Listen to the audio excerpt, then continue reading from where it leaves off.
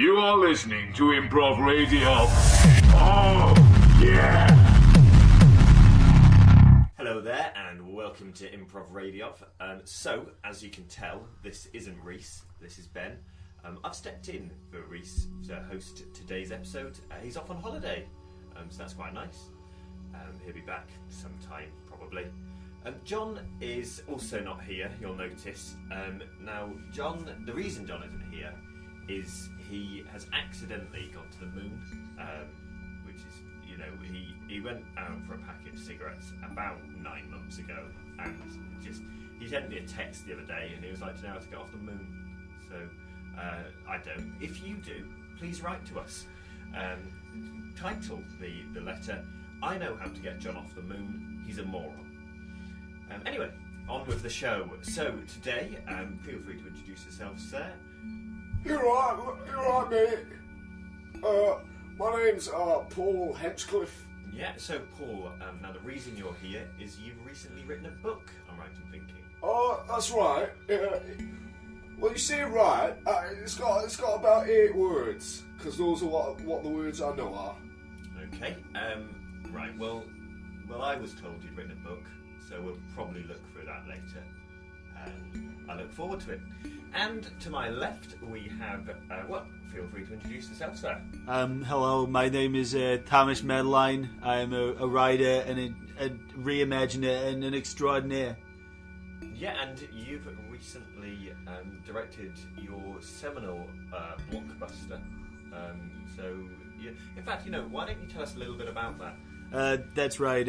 Well, of course, my background is in theatre, is in musicals, is in the stage, but most traditionally, I am I take famous plays and musicals and I make them performable for schools. So, anytime you're watching a show and you get a bit where it's like, stick it up your bum, I change it to, hey, stick it up your thumb, just so that the kids can say it, And my blockbuster work is I am converting the famous video nasty Cannibal Holocaust into a children's musical production extraordinaire. Yeah, you've changed the title. Is it sort of the first thing you notice? So. Yes, I have. I've changed it to Johnny's Fun Time in the Cannibal Holocaust. Yeah.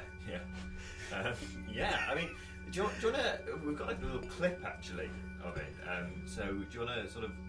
We'll play the clip, and then you can walk us through sort of the changes you've made. Okay, so, first I'm going to... of course, we all know the infamous scene from Hannibal Holocaust, where Hannibal Lecter gets confused and wanders into the wrong film and kills and eats somebody in the Brazilian jungle.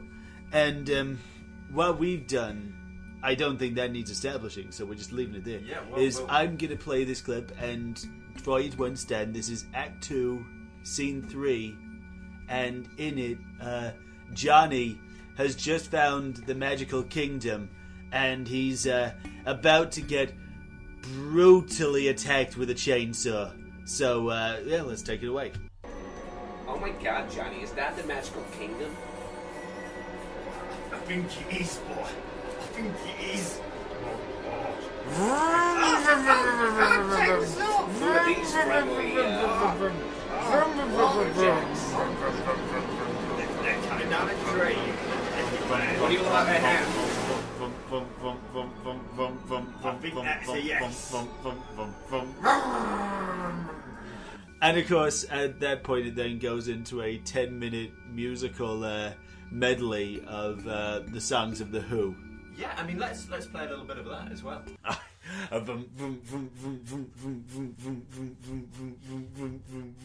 Walking around with my chainsaw, gonna chop down a tree. Walking around with my chainsaw, not gonna cut my knee. Oh, I am wearing all the safety protocol. I've got my goggles, I've got my shoes, and I've got my gloves. Quadrophenia.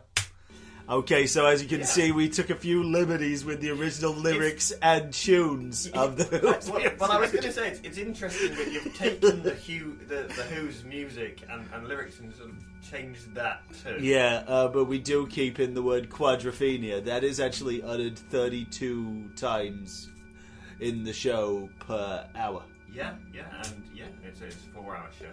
It is, yes. Yeah. I mean, that was nice. We'll probably come back and have a little look Thank at you. sort of perhaps some of your more historical works as well. Now with yourself, Yeah. well, why? It's an autobiography, isn't it? The book. It is, yeah. Yeah. So, do you want to tell sort of what the title is and a little bit sort of about it as well? Right, well, it's a funny story about the title, because I wrote it, and apparently it was spelled wrong.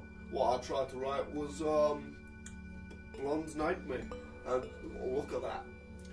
What do you read? You were trying to. The title you sort of originally wanted was Blonde Nightmare. Blonde Nightmare, yeah. And you've accidentally spelt it. The Crazy Adventures of Me in My Journey into Spain. It's quite it's quite a long title for what I thought it was going to be. Quite a long title, yeah. It's interesting that you've spelled your own name as well, J.K. Rowling. Yeah, was that sort of a deliberate sort of marketing ploy? Well, actually, I have a double-barrel last name, so my name is Paul Henchcliff, J.K. Rowling. And what happened was I just forgot the first parts of my name. We got Paul Henchcliff, but yeah. So looking through the book, it sort of the first page is interesting. Certainly, it's a piece of artwork. Is it your own artwork? It is. Yeah, and maybe for the viewers at home, could you just describe sort of what it is? Right. Well, I've got it here in front of me, and what I've got is a big red circle, right? And I've got a bit of a brown sprig coming out of the red circle, and what it is, Ben, it's an apple. Yeah. And that's like a symbol for my life. Okay, so it's powerful imagery, some would say. Interesting, but it's not the cover that you've rather chosen to put it on the first page of the book. That's right. If you look through the book, you'll notice there are more pictures than words, and that's because I know more pictures than words. So Yeah. They say that of course a picture is worth 1,000 words. So how does that translate into your only understanding 8 of them? Are there 992 unused words per picture? Some might say, but the way I take that is to mean that my book is 80,000 pages long, words long. It's also 80,000 pages long. It is. Most of these pages are blank. Yeah. I mean, certainly. I mean, I think it's very impressive that you've actually released it as 30 volumes, but only the first half of the first volume actually sort of has any content. That's right. It's because I want to come back and I want to write it, but I'm also really, I'm poor really. I really want the money now. Yeah. So what I was thinking is, once I make the money, I will go find these people and write in the book. It's quite interesting actually. As an autobiography, have you left those 29 and a half books sort of on the assumption that, that your life is... Obviously, we're always learning, we're always growing, we're always doing new things. So, I mean, do you think yourself you'll be able to fill 29 and a half books with your new adventures, with your new journey? I should think so, because I'm quite a young man. I'm only 63. So I think I've got at least 80 years. So even after I fill those books, maybe I will have to release more. So yeah. I mean, I suppose it's possible. Certainly. I know that. I'm sorry. I know that this is actually not my show. I'm not the interviewer here. But is it okay if I ask a question? Yeah, of course. No, please go on. I just wanted to know the logistics behind. If something else happens to you, do you plan to go round every person who has a copy of the book, take it back, write in it by hand what's happened next, and then give it back to them? That is correct. So, yeah. I mean, how many, if you don't mind me asking, how many copies have you sold of the book so far? I certainly don't mind you asking. Well, we're not doing so well at the moment. You know, it only came out a year ago. But I can confirm that 4 people have already purchased the book. Okay. Well, I mean, hopefully many more. Maybe the listeners will.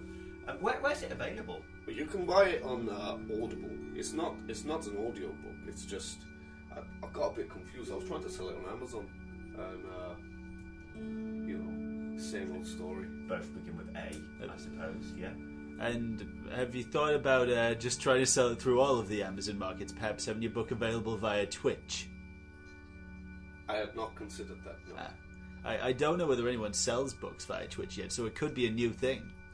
Yeah, maybe. Maybe it's something for my marketing department to look into. Oh, do you? I mean, you've actually got a marketing department. Well, I've got a room, and Okay. when I go in the room, I put on a hat and pretend my name is Joseph. Good. Well, right. So, moving back to yourself. Hello. So, you know, you've obviously got sort of your latest blockbuster. I think probably what I certainly knew you for, was your first film, really. Yes. Back when, of course, fans of me, Richard Medaline, writer, reimaginer extraordinaire, 5'2" and proud of it, will know me for my early work, where instead, actually, what I would do is take children's adaptations of musicals and turn them into films for adults. Yeah. So I took the original, the children's draft of Bugsy Malone, and turned it into a piece that I was very proud of. It was all about marijuana sales and full frontal anal penetration, and it was called Nugsy Mabone. And it was a seminal work. Many people, I heard, threw up in the cinema. Yeah, I mean, from the poster alone. I was going to say, actually, obviously, the poster famously was a full sort of A5 piece of full frontal nudity. It was with no words. The thing was, it was actually, people thought it was something sexual. I am here to prove it wrong. I'm here to confront my critics and say, no, that was a photo taken from my colonoscopy. I just happened to get completely naked because I'm not having a pipe up my ass if I've got shorts on. I mean, am I right, lads? Yeah. Sure. So, I mean, that film obviously courted a lot of controversy when it first opened. Not just for the poster, but also, I mean, a lot of cinemas actually banned it. I mean, you've never really spoken about that, or you know, do you think they were right to ban it? I mean, it's been called filthy, depraved. I didn't like it. It was ahead of its time. It was the 1950s. I had the first ever lip-on-lip kiss shown in cinema, and people just were not ready for that. They said it looked almost like the tongues touched. I said, no, it was just lip-on-lip. There was no tongue. I am not a pervert. I actually, funnily enough, the role of Bugsy Malone was played by a wonderful actor, the father of Angus Young from AC/DC, Will. He was a wonderful actor. Beautiful voice like an angel. He was marvelous, and I have to tell you, he did wonders. Considering my script actually involved, what I did was I, using the first computer, took the script of Bugsy Malone, Control and F, and just changed words. Yeah, I mean, yeah. Famously, you didn't go to Will Young's funeral. I did not. And at the time when the funeral took place, I believe you described him, and I'm quoting now, as a piece of, well, it's probably not broadcastable, but you certainly said you'd never work with him again, and you did think that he was the worst person you knew, including, and again I am quoting now, including Muffles, the guinea pig. Oh, do not get me started on Muffles. Muffles and I got into some trouble. So, there I was. The year is 1978. Me, Muffles, Slobodan Milosevic, and the man who nearly got the role of R2-D2 were on a boat near the Costa Rican islands. And there we were, on this boat, in international waters. So I propose what anyone would in international waters, which is a game of Russian roulette, but only using real bullets. No blanks. Because you gotta do it. It's international waters. Yeah, I mean, you obviously at the time, and I mean some would say still now, you sort of famously did see someone be shot. Obviously you were never charged for it, it was in international waters. I mean, do you think, you're saying it was your idea, I mean, do you think that actually, do you regret it? Do you regret suggesting that you play Russian roulette but not have any blanks? No, I don't regret it, and I'll tell you why. It's because I very wisely suggested I go after Muffles and Will, so that I didn't die because they already had. And I knew Slobodan wasn't going to shoot himself because he had his trial for war crimes. Yeah. And he could not turn up to court. That'd be trouble. Yeah. So I'm a bit confused. So you got this guinea pig, right? Yeah. Muffles, yeah. Wonderful actor. Muffles the guinea pig. He picked up a gun and with his thumb. Okay. So I guess to be fair, you might have missed this. Muffles the guinea pig was actually it wasn't a guinea pig. It was a name for an actor. Oh, he was Muffles the guinea pig was not a guinea pig. No, he was a capuchin monkey, and he was just called the guinea pig because they did so many animal testings on him before he became an actor. Oh, yeah. In fact, can I ask what shampoo do you use? Oh, this is L'Oreal. Yes, that was Muffles. You're wearing what Muffles tested right now. Yeah. Well, I feel honoured to say the least. Yeah. So if you don't mind, Will, I think you have rounded up your points very well and sort of tried to justify yourself. Have justified yourself. We'll move back to yourself and back to the book. So the book starts with your school days. Now, is that based on? I know that you said that it's not an audio book by Audible, but you have actually recorded some of it on YouTube and released it on Twitter. So we've got a short clip of the first chapter. Could you? What we'll do, we'll play it, and then maybe you could walk us through your school days and perhaps what you thought about it. Right. I should point out, even though it's 8 words long, the person recording it, Harry Enfield, he took some artistic liberties, so it's not exactly my work. So yeah, I mean the Audible book is more than 8 words. It is. Okay. Well, we'll play it now, and maybe you can walk us through a little bit after. There I am. It's the first day of school. I've got my little uniform on. You wouldn't believe it. It was so small. I think it got shrunk in the wash or something. It was mental. But I put it on anyway. And it come just below my nipples, the jumper. But it was alright. I was young. I didn't know it was a bit silly. So I went to school. And there I was. I met some... Okay. Harry, what are you doing? I'm just recording Hey, Harry, have you ever noticed how you're called Harry Enfield, and I'm from Enfield, but it's me, Paul Whitehouse. I'm from Enfield, and your name's Enfield, but you're not. It's interesting. It's interesting that sort of. First of all, it's interesting that Harry Enfield felt the need to do a voice. But was that something that you yourself sort of suggested to Harry? No, I did not commission the audio book. So it's something he took upon himself. Also interesting that midway through he didn't stop the recording to obviously his famous luminary Paul Whitehouse clearly comes in, and then for the next 40 minutes they have quite a long conversation.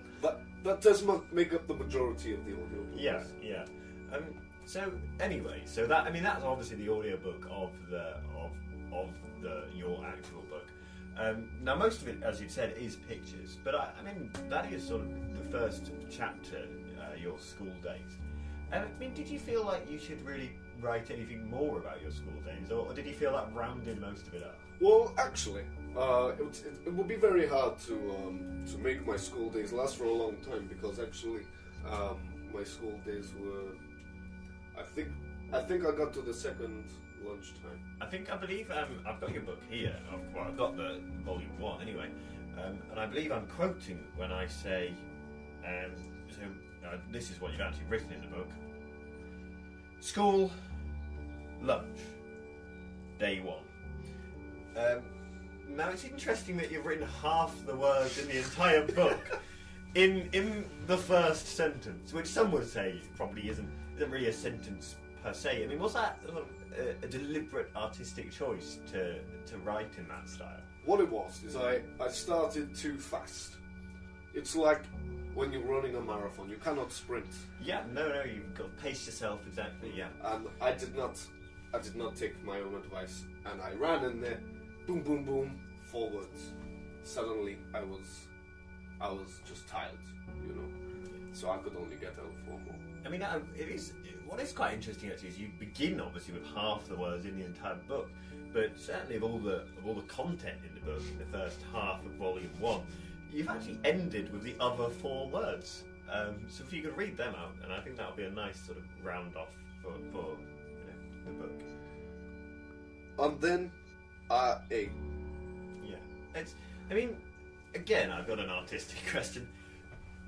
Did you feel like you ought to be telling the audience what you ate, or?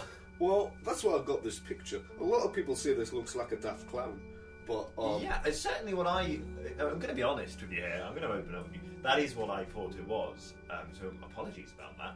Well, could you tell us what it is? It's not a clown. Well, it's quite understandable. People think it's a clown because it's actually Angel Delight shaped as a clown. Did you feel sort of that you maybe could have explained that in the book, or do you feel the picture does it justice? I feel like our good friend here said, it's worth 1,000 words. Why would I add to that? That's a lot of words. Yeah. I mean, I look at this picture and I clearly see an angelic being pleasuring themselves, so I got the subtext. Oh. Okay. Yeah. Thanks for that. I'm going to be honest. I do mostly still see a clown, but I think you've sort of pointed out that it is an angel delight shaped like a clown. Now, so obviously this is sort of your main work, or certainly your first published work as a full novel. But you are, of course, quite famous for your very short stories. How did they come about? I mean, when did you start doing them? Well, I wrote my first story maybe when I was 41. 44, yeah, okay. And I was sat in the pub and I drank my beer, and there was this thing under the beer. It was not the table. There was something in between the beer and the table. So like a coaster. A coaster. Coaster, yeah. And the coaster, it says Carlsberg, probably the best beer in the world. Yeah. I don't know who made it, but I sold that. That was my first story. It's interesting that Carlsberg, probably the best beer in the world, obviously has 8 words in it. And it's interesting that every single one of your short stories afterwards has also only had 8 words in it. So we've got one here, I think you were 55 or so, entitled The Clown. Do you want to read it out for us? Uh-oh. It's actually very interesting that you've written, uh-oh, ha, ha, ha, ha, ha. That short story has been described as not a short story. Rather just a series of words. Do you want to tackle that criticism head on now? Before you do, can I just ask, is it based on the cloud from your picture of Angel Delight? No, this is a completely separate one. Different. Okay. But it is a true story. But yes, please, confirm. I mean, the way I've sort of read it is, I mean, is it about a fear of clowns? I mean, uh-oh, ha, ha, ha, ha. I mean, you know, what does it represent? It was not a fear of clowns, or you may be onto something. It's a fear of a specific clown. Why? So who was that clown? I mean, did they, you know, was it a real person that you knew in your life? It was a boy called Jeremy in my 1.5 days at school. Interesting that 46 years later you felt like you ought to tackle it. Well,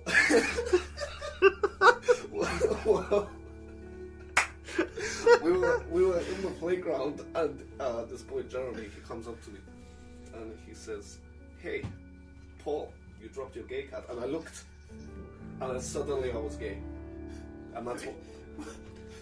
He was a clown. He went on to be a clown, or age 4 he was a clown. He was a clown, like a class clown. Oh, I see. And then the day after that, when I went back to school for the final time, he said, "Hey, Paul, I just cried. Okay. I did not know what would happen." Have you spoken to him since in the intervening years?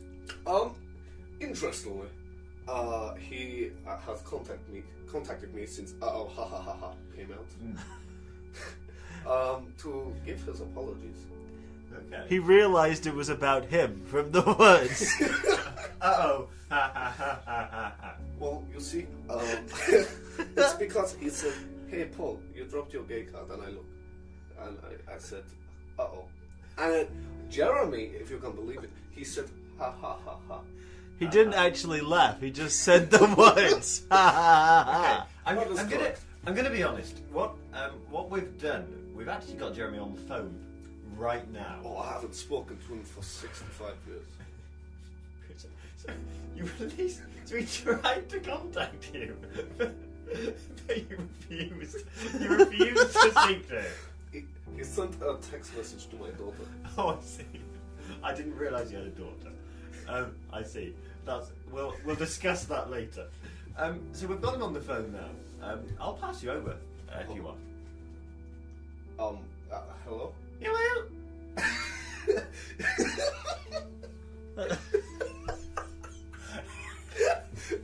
It's Jeremy.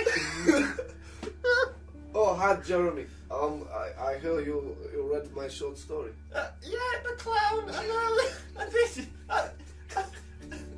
I sent your daughter a text because I wanted to apologise. I'm just sorry. Jeremy, I do not know if I can accept your apology. That was a very dark time. But I'm wondering how did you get the number of my daughter? Well, what I did is I looked her up and she gave me her number because I'm dating her. Okay, well that's Jeremy, hello. It's Richard Medaline, writer, reimaginer extraordinaire. Yep. I'm your biggest fan. You know, but I have to say I'm a fan of your work. You dropped your gay card prank. That was marvelous. I've never heard of such ingenuity. I would like to buy the rights to your prank. To be honest with you, I'm not that proud of it. I'm really sorry. I am willing to offer you upwards of $75 for the rights to make a feature-length movie musical for kids of your prank. Oh, okay, yeah. Okay, you're gonna be rich, buddy. Oh, thanks so much. You're truly what they say. What do they say? But you're great. Oh, thank you. Well, okay, I guess I'll see you at Christmas if you're dating my daughter. Yeah, okay, bye. Bye-bye. Wow, I mean, wow. Yeah, I mean, interesting, brave move. But you've offered him the sort of the money for the rights to the story. Yeah. That's wow. You see, I'm gonna let you in on a little trade secret here. I offered him $75 or upwards there. What he doesn't realise is he's getting $75.02, which is nearly a few $1 million short of what's normally paid to for the rights to a real life story. Yeah. So I've got a great deal. So And I've made my biggest fan happy. Yeah, true.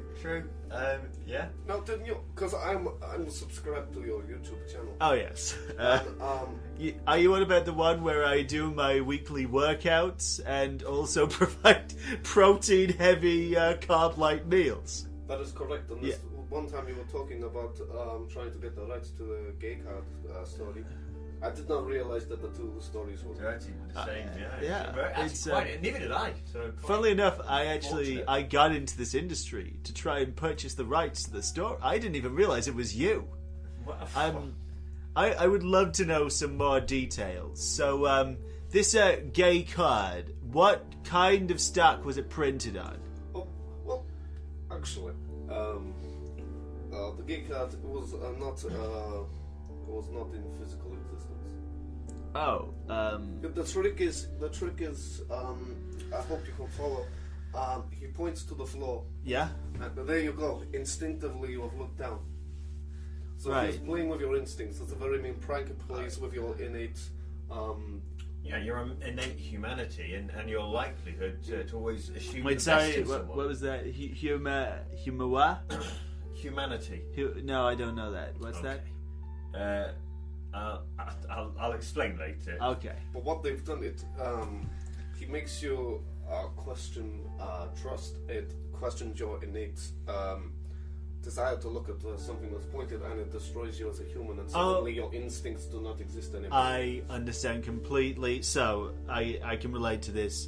1983. Me, Omar Sharif, Jodie Foster, and a young Adrian Childs. Cinco de Mayo. And if you're wondering, we'd polished up almost 14 bottles of mezcal, and it was not even 8:45 a.m. And anyway, so Adrian looks at me and he says, "Richard." And I say, "Is my name Richard? I thought it was Thomas." And then I get confused. And then I start to wonder what my name is. And then he says, "Exactly." And then they spend the rest of the trip laughing at me because I can't remember to this day if my name is Richard or Thomas. I mean, that was very insightful, Richard. Yeah. Thank you. So, yeah. Well. So there we if go. anyone out there has my driver's license, please could you text me what my name is? Thank you. Good. Yeah. So to go back to the short stories, if you don't mind. I mean, sort of your latest one before this sort of autobiography, before this novelisation, you released your last short story called "Ending." First of all, could you read through it, and then we'll sort of what's it all about, really? Okay, I will read it. It is, bye bye, I'm going away now. And it was an ode to a dear old friend. Okay. Well, a father. You see, my mother, she is Northern, and my father is Russian, which explains my flip-floppy accent. Go some way to explain it, yeah. And my father, he was in the house, okay, and I said, Father, can I have a packet of crisps? There was no answer. I thought he was dead. God, wow. So this story explains my feelings and what maybe he would be thinking if actually he was dead, but he is not. So your father's not dead, but this is sort of your way of expressing the grief that you felt for that brief moment when you thought he lost. It was almost in preparation and also to help readers get over their losses. Okay, yeah. No, Powerful stuff. my father, he is alive and well. He is working in finance, giving advice to banks on where to keep their money, because they used to keep it in a fish pond or something, and now they keep it in a, Can I ask him? Sorry, I know once again you are the interviewer. Yeah, no, please go. This dialogue is Yes. Great. Now, Very happy I just about wanted to know, how old were your parents when they had you? I mean, you of course, 'Cause- you're 63, Yeah. so your father to still be working is... I'm glad you think I'm 63. I am in my 80s. Thank you. So, why did you say earlier that you were 63? Oh, oh, did I? It is a slip of the tongue, I suppose. I am 83. I get my six and eight So mixed once up. again comes the question, how old is your father? So my parents had me when they were in their 40s. Once Once they were financially stable. I've actually got your father on the phone now, and I just sort of wanted you to. We've got him on the phone, and he's got something he wants to say to you. He's very proud about the novel, so I'll pass him over now. You alright, Dad? Hey, come on, hurry it up. Time means money, and money means money. Come on. Tap, tap, tap, tap, tap. How's the hip? The hip? Don't talk to me about the hip. Come on, we gotta make some money around here. Put 73 on stocks on balls. Bye. Obviously, your famous Russian banker father. I mean, sort of interestingly, you've described before, you've said in interviews before, that you felt that your parents, sort of because they were quite old when they had you, you've said in the past that you felt that perhaps your upbringing was slightly different to your sort of people growing up around the same time down the street as you. Obviously, you only went to school for a day and a half, and not, you've said in the past that obviously you saw them going to school and you didn't. Do you regret that, or do you feel that it was sort of something which has made you the person you are today, or? In a way, I think it's really good to have old parents because your upbringing is very unique. When I am sharing diapers with my parents, the other children are playing hopscotch with this, They were 40.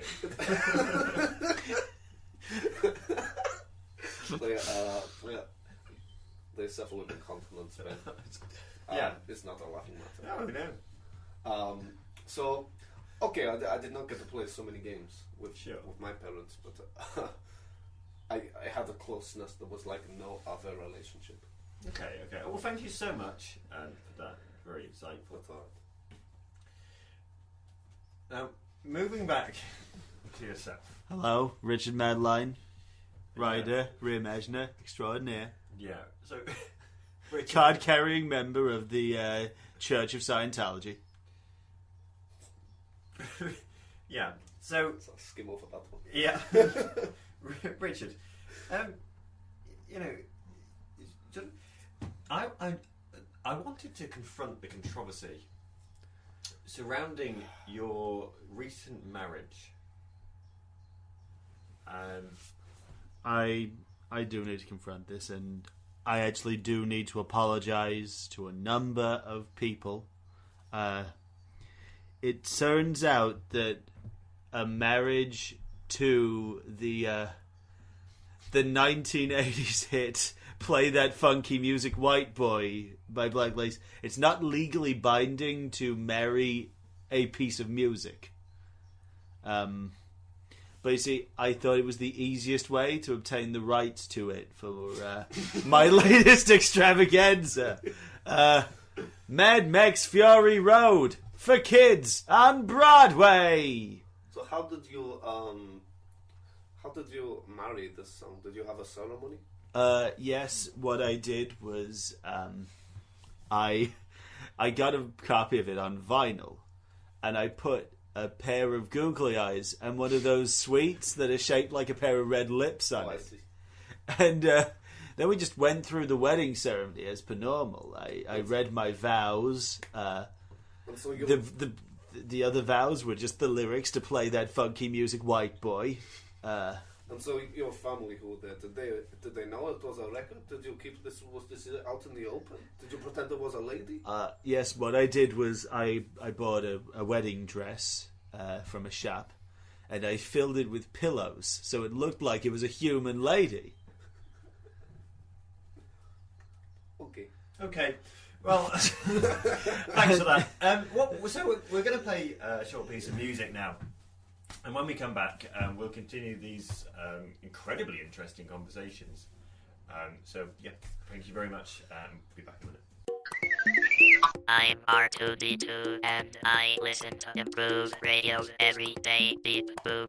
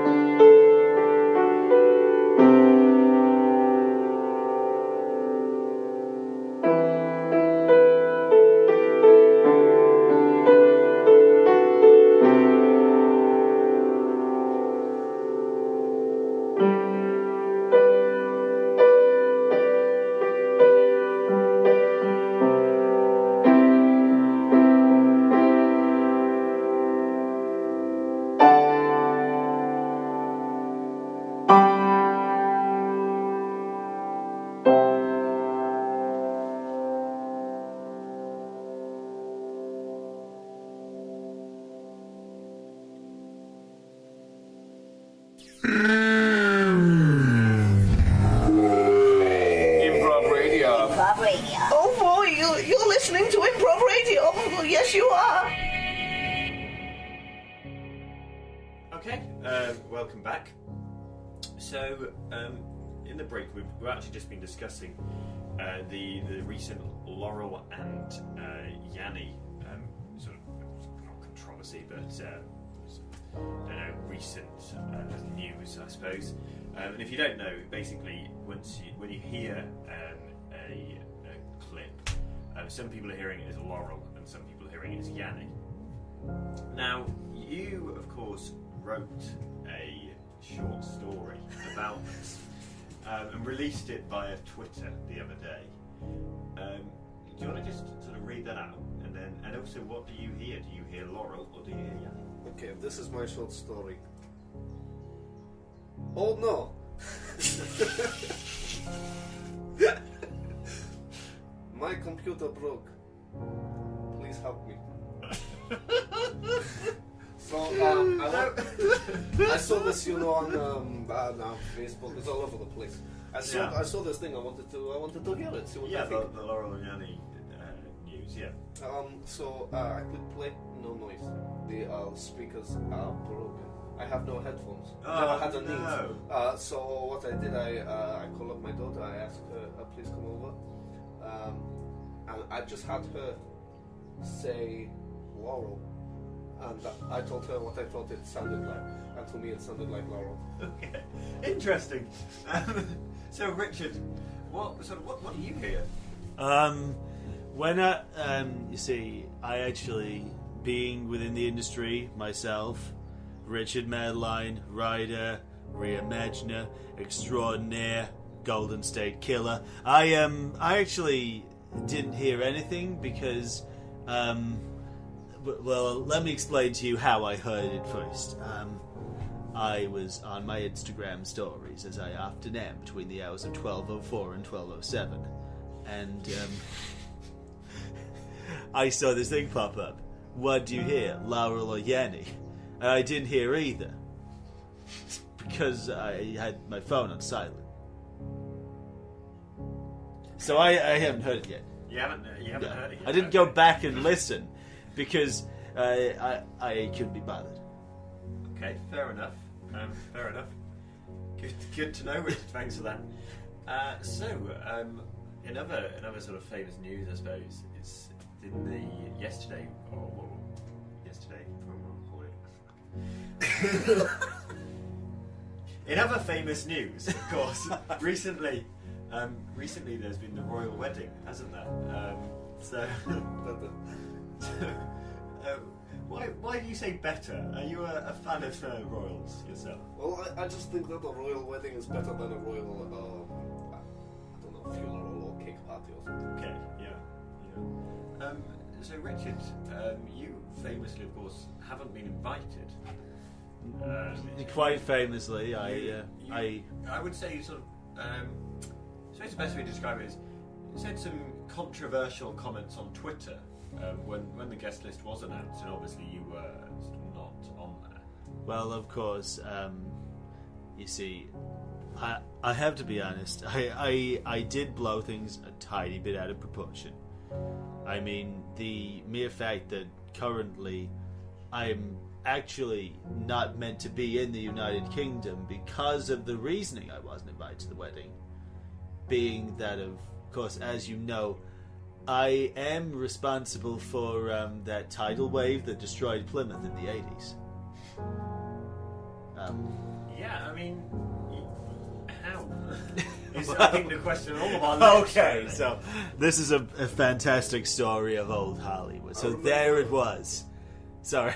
Go ahead. I've seen the documentary. Oh yeah, so you know how it started, 1987. So in fact, we'll play a clip from the documentary. Okay.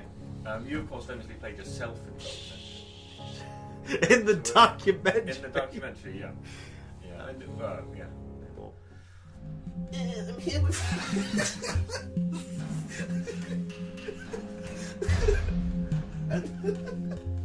Hello!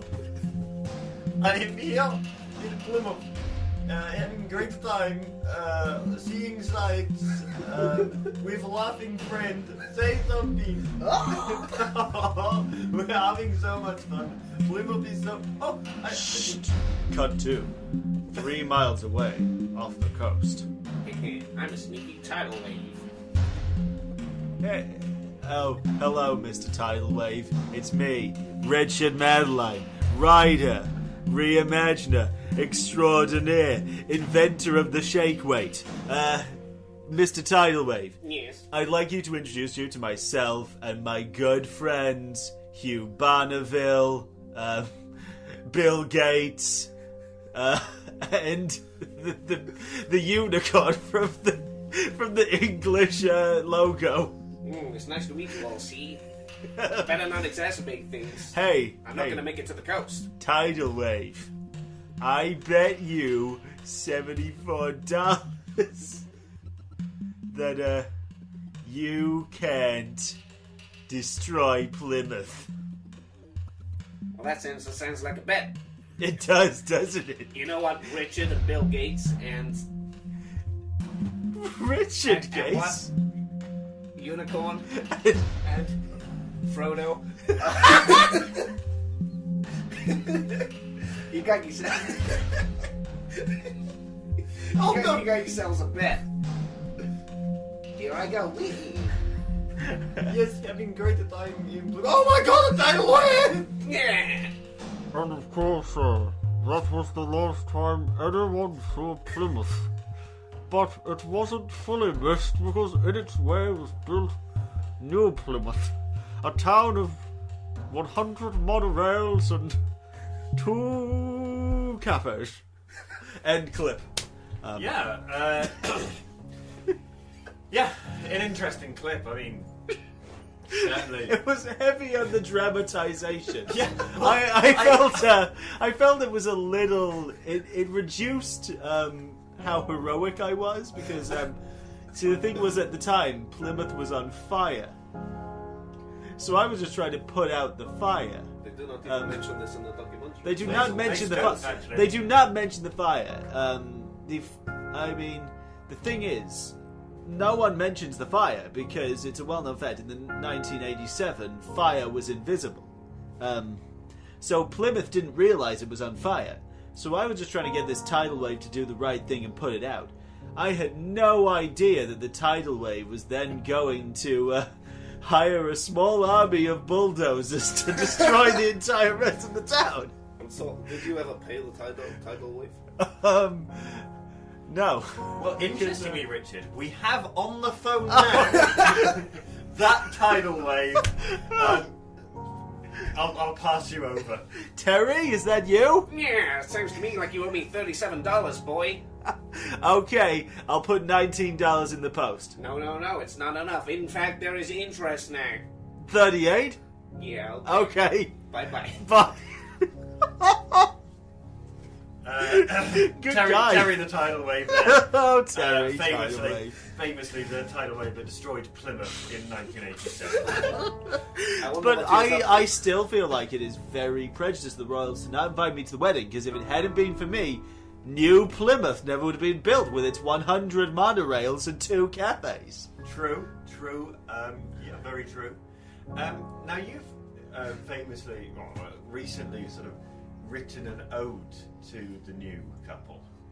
I have. The Royals. Of course, you have written it using only letters beginning with P. Do you want to read it out and tell us your what it's all about and your artistic impression of it? I guess I will read it now. Please provide proof. Pictures, please.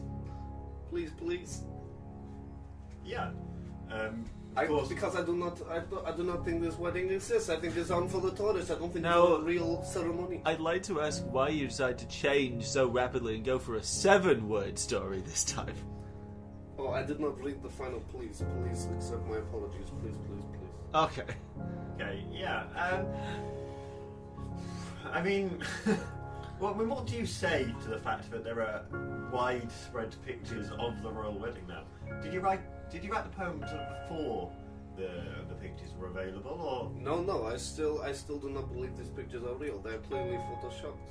If you look at this one here, Benjamin, you can see that this lady, she's a very pretty lady, but if you look in the background, I've drawn a little spider. I don't think the spider was there. And of course, if you look, Can't argue with that. The Fair question enough. is, why does the photo appear to be taken from both the grassy knoll and also from lower down on the lower ridge? And why can you not see the photographer on the grassy knoll? And what about the explosions at the base of the church? Okay. Slightly different sort of. Oh, sorry, I'm thinking of a conspiracy very theory. different royal wedding. I'm sorry. Yeah. I was on about the wedding of Princess Carolyn, the cat from BoJack Horseman, to Adrian Brody, the actor. Yeah. Yeah. Famously, you did attend that wedding. Yes, I did, and oh boy, did I get kicked out. So yes, anyway, the point is that I do not believe that the wedding actually took place. I think it is a show for American tourists, something like this. I think that if they were to have a real wedding, we would know about it. Okay. Two very interesting views on the royal wedding. I think the listeners will agree. Richard and my two guests have been discussing the sort of film that Richard wants to make of this gay card story, and I think actually, rather amazingly, a creative piece of genius has occurred. So, Richard, do you want to just explain what you've been discussing in the break? Well, I do have good news for you all, and I've been on the phone with your schoolyard friend who I don't remember his name, but I want to say Jeffrey. It was something like that. We'll go with that. I can't be bothered to roll back the tape. Yes, I've been chatting with him via text, and I've been chatting with you, and I have finished the musical. Yeah, I mean, we can hear a song. You've written the music, and We you've can, of course done the lyrics. Of course. Yes, and I would like to stress this now, that if any Hollywood producers are listening, then I am open to working with you, but I do wish to retain control of all the film, merchandising, including action figures, snacks, and edible vitamins, and also that, yes, that I will not be willing to compromise on the full frontal nudity. Okay, yeah. Not for the actors, just for me. So, yeah, well, of course, you do famously direct completely in the buff. I do. So we've got the piano in studio. So if you want to go and sort of set up, Okay. and I'll have a brief word. So how do you feel about this quite sort of clearly quite traumatizing event in your childhood being made into a Hollywood blockbuster? You've actually not retained any commercial rights. No, Years. and actually I have received no payment or anything like this. He tells me he's going to plug my book at some point in one of his songs, but I don't know if he's even going to do it. Okay, well, I mean, to be honest, I think the song playing now is actually a dramatisation of the event, but also a quick plug for the book you're actually selling currently. We'll see. I mean, are you happy that you've resolved your issues with Jeremy? Well, I wouldn't so much say they were resolved. I still do not want to accept his apology, even though he offers it. I just think it was a very bad thing to do to a good person, and I was very young, and I don't know where my life might be now if I did not look for this make-believe gay card. Yeah, true, very true. I mean, how do you feel about him dating your daughter? Because that was something he revealed on this show. Yes, I haven't had much time to process it, but I think it might be okay. It's a separate issue. He is a different person.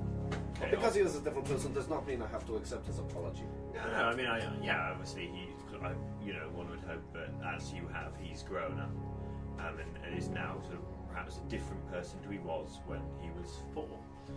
I mean, obviously, I think a question on all of our lips is you rarely talk about your family and your daughter. I mean, are you close with your daughter? Well, I was very close to my daughter for the first, when she was born. And I have seen her on several occasions. I see her at Christmas time. In fact, I think the last time I saw her, maybe it wasn't last Christmas, maybe 2 or 3 Christmases ago. The problem is she lives too far away. Okay. Where does she live? She lives in Leeds. Right. And you, of course, live in Bradford. That's right. So It is too far. I do not have a car. It's 40, maybe even 45 minutes on the bus. Yeah. Fair enough. Fair enough. You, of course, sort of have tackled this separation in a few of your works. I mean, do you look into it for in your novel? There is a mention. There is a picture that I've drawn. It shows a heart, but the heart is sort of malformed. So actually, it looks more like a butt, and that's what I think a family love can be sometimes. It's more of a butt. It's just there. Yeah, powerful imagery and powerful stuff. So we're now going to cut to, or sort of, hear the song. It's just been written in studio for this, for your new film, Richard. Please. Yeah, I would like to explain first that I know it was promised that I would be playing it on piano, but I've just made a last-minute decision to capture the raw energy of the schoolyard by using all objects you would find in the schoolyard, namely a harmonica, bongo, and glockenspiel, which is a purely artistic decision and nothing to do with that. For some reason, it seems the actual piano is not working. That is nothing to do with it. That's just a coincidence. Yeah. So if I could, I will cue you in for your harmonica solo if you'd like it. Okay. And if I could get from you just like a bum bum bum bum bum Yeah. bum bum Okay, so- bum bum bum bum bum bum bum bum bum bum bum bum bum bum bum bum.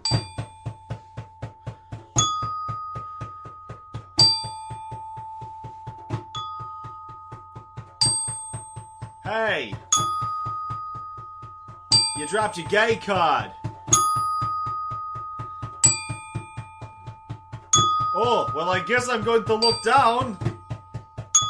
Wait a minute. There's my gay card.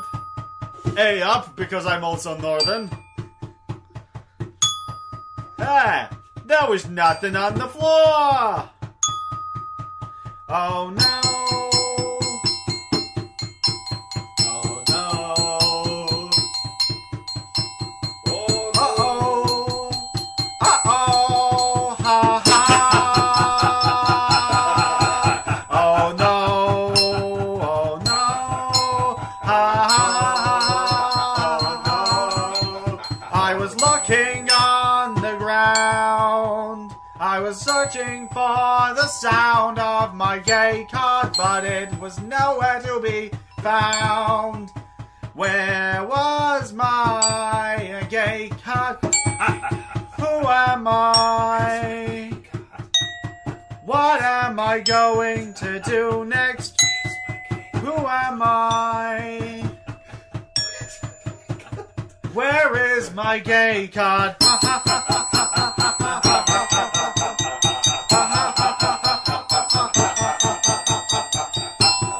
Who am I? What will I do tomorrow? Will I stay in school?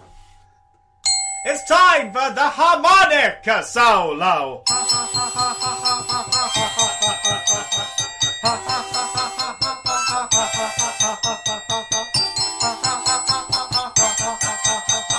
Hey! This would make a good short story in 43 years' time! Thank you, thank you. Powerful stuff.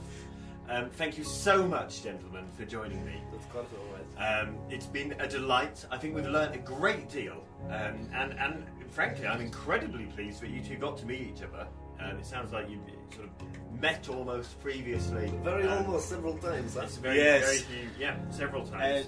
Had a big influence on each other's life as well. That's right. And I would like to say right now, if you're listening, Susan, I still love you. Okay, thanks for that, Richard. It's goodbye from me, and So long for me, Paul Henchcliff.